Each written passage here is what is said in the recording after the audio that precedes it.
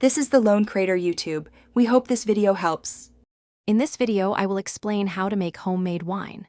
First, gather your essential equipment, including a primary fermenter, airlock, and sanitizing solution.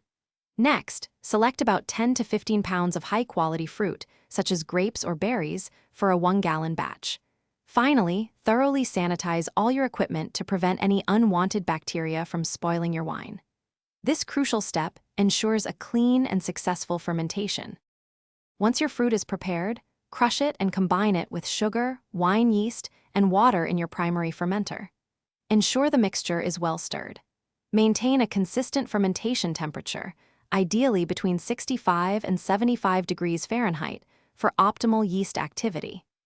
Let this primary fermentation proceed for 5 to 7 days, stirring the mixture gently once a day to release carbon dioxide. After primary fermentation, carefully transfer the wine to a secondary fermenter, leaving any sediment behind. This process is called racking. Attach an airlock to the secondary fermenter to prevent oxygen from entering, which could spoil the wine. Allow the wine to age for 3 to 6 months, racking it every 2 months to remove further sediment. This aging period refines the flavor. When your wine is clear and aged to your liking, it's time for bottling.